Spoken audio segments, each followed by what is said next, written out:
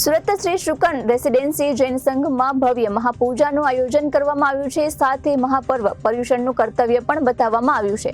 જૈન ધર્મમાં પર્યુષણ પર્વનું એક અનેરું મહત્વ હોય છે। આત્મસિદ્ધિના પાવન સમાપન પુનિતને અવસરે છે। જાણતા અજાણતા કોઈનું દિલ દુભાવ્યું હોય તો અંતઃકરણ પૂર્વક મિચ્છામી દુક્કડમ કહેવાનું મહાપર્વ છે। વેરનું વિસર્જન અને પ્રેમનું સર્જન, 10 મનના 10 વચનના 12 કાયાના 32 દોષમાં જે કોઈ દોષ લાગ્યો હોય, મન વચન અને કાયાથી જાણતા અજાણતા કોઈનું દિલ દુભાવ્યું હોય તો અંતઃકરણ પૂર્વક મિચ્છામી દુક્કડમ કહેવાનો મહાપર્વ છે। ત્યારે સુરતની શ્રી શુકન રેસિડેન્સી જૈન સંઘમાં ભવ્ય મહાપૂજાનું આયોજન કરવામાં આવ્યું હતું।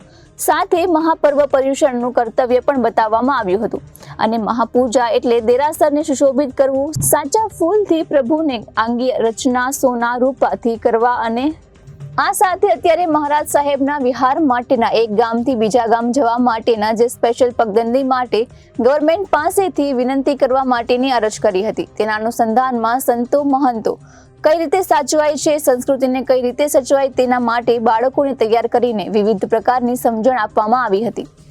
પ્રણામ, મારું નામ પિંકી વખારિયા છે। હું શુકન રેસિડેન્સીમાં રહું છું અને અમે અહીંયા શાહ ક્ષેત્ર વિશે જે જણાવ્યું છે, અત્યારે અમારા ત્યાં એટલી બધી પડાપડી છે, લોકો હર્ષો ઉલ્લાસથી લોકો જોવે છે અને અહીંયા અમારા શુકનના ભાઈઓ બહેનો દીકરી દીકરાઓ બધા ખૂબ જાતે મહેનત જ કરીને પોતે જાતે જ કર્યું છે આ બધું આયોજન। કેટલા કલાકની મહેનત છે બહેનો દીકરીઓની અને ભાઈઓની? અમારી થોડાક જ દિવસની મહેનત છે। ટૂંક જ સમયમાં અમે નક્કી કર્યું અને ટૂંક જ સમયની આ મહેનત છે અમારી। મહાપૂજાનું શું મહત્વ છે?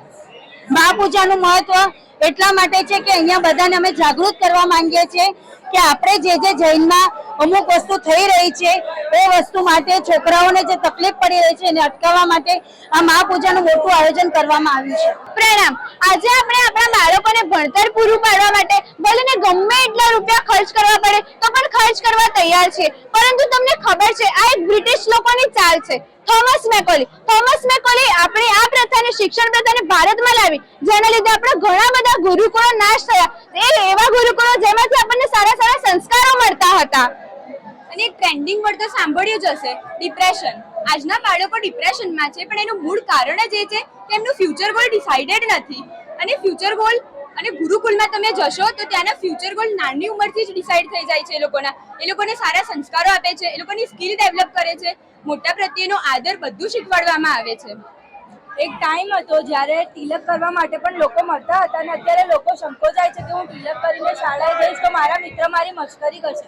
આ યોગ્ય નથી। આપણા ભગવાને આપણને કીધું છે કે આપણે કોઈ પણ જીવને હિંસા ન કરવી જોઈએ અને ઘણા લોકો અત્યારે કંદમૂળ પણ ખાતા હોય છે, તો આપણે ગુરુકુળને પ્રોત્સાહન ન આપી શકીએ। ગુરુકુળ છે તો સંસ્કાર છે, સંસ્કાર છે તો આપણા જૈન ધર્મનું ફ્યુચર છે। જીવનના વિરુદ્ધ કંઈ પણ બોલાવે તો મિચ્છામી દુક્કડમ।